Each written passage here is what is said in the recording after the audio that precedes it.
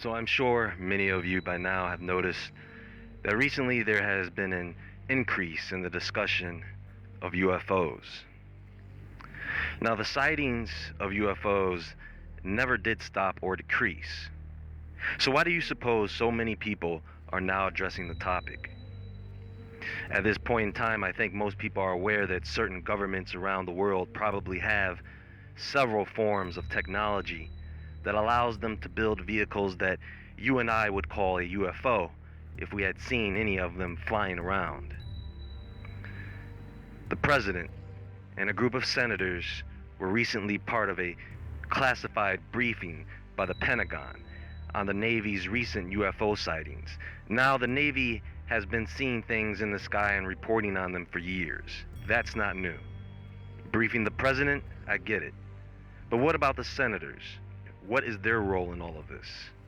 They are the link to the people. They represent constituents. They inform the people, and they bring in new laws. Now, what if the military people started sighting UFOs, but this time the government can't explain away what's happening? Secrecy may be an issue. So what if we have real extraterrestrial craft flying around, and to cover it up, they decide to tell everyone, don't worry, it's just us. We've been working on those craft for years. You know, folks, it's getting harder and harder for them to hide the truth. There is too much going on right now for them to keep up. So let's get into this, because I do believe some interesting things are going to continue to happen, alongside with our collapsing politics and rumors of war. The earth changes. We have a busy time ahead of us. It's still building up.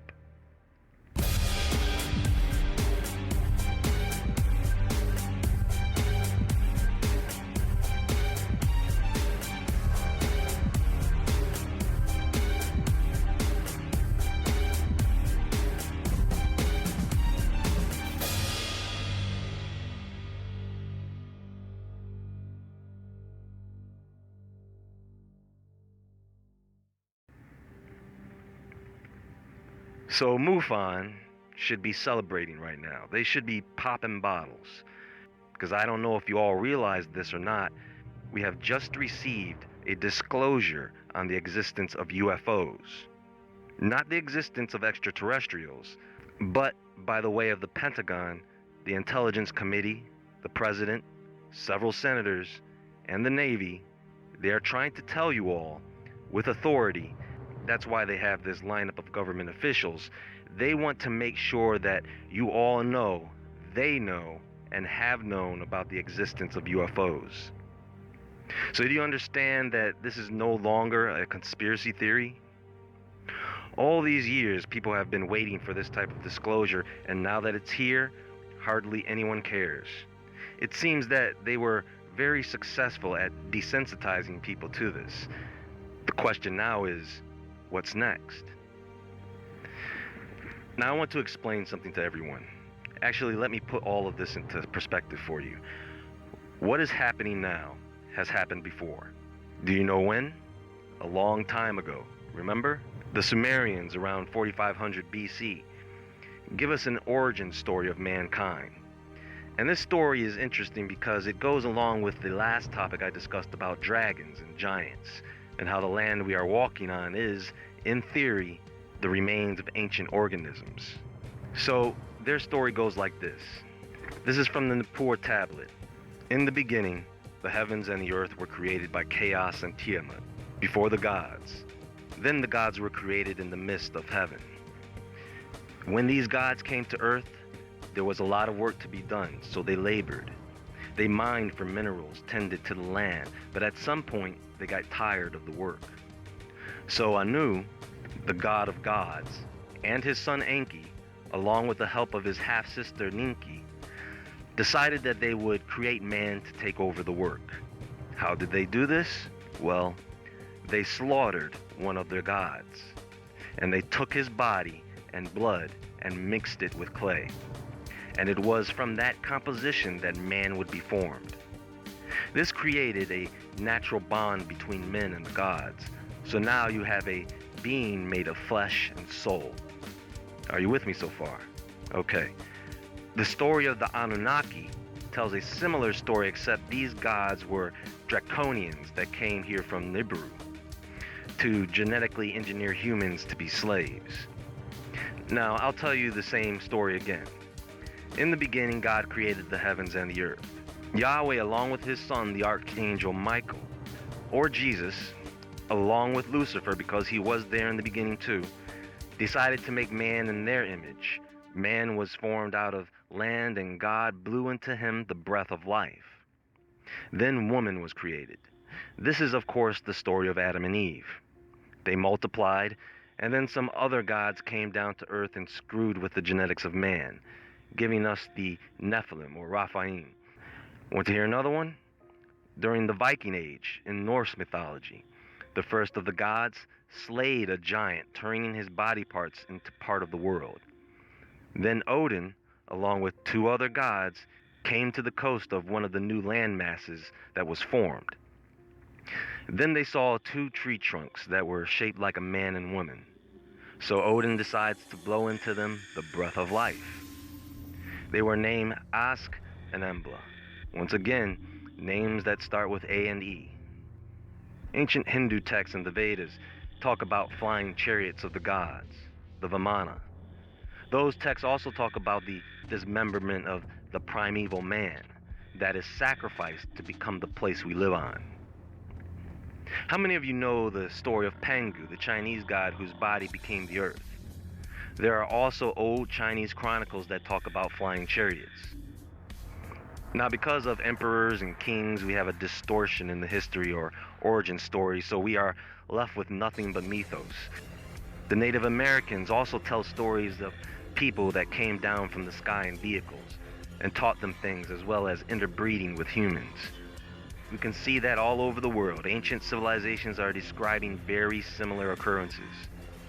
And what I can gather from all of this is that at some point, humans of the old world were sighting UFOs just like people are today.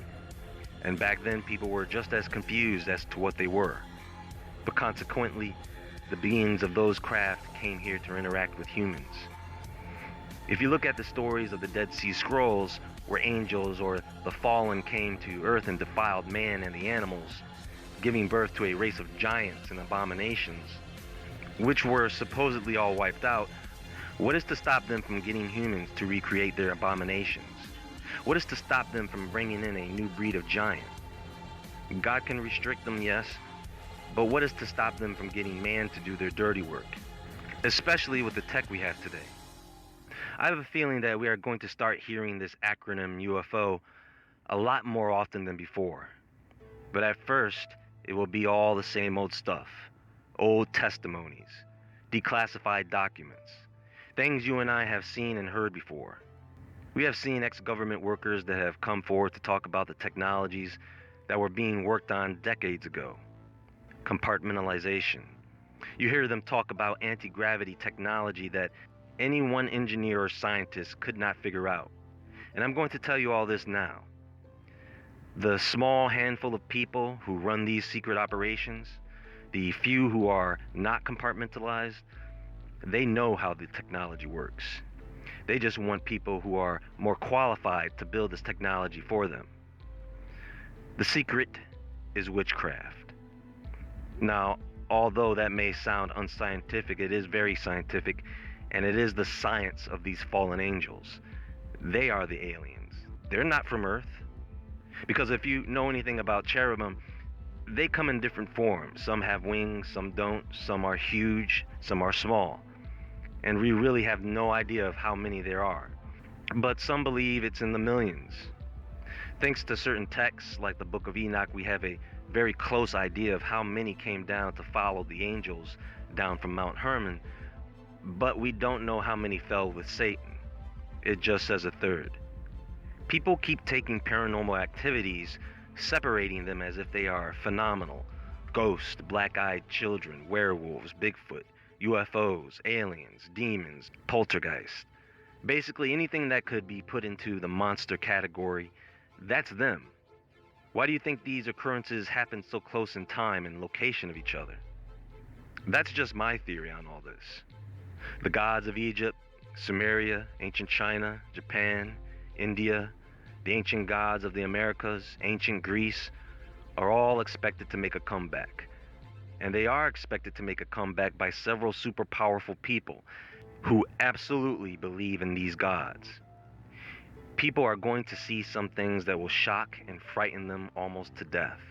And these beings will come acting as our saviors. And when people start bowing down to them, they are going to have them by the balls.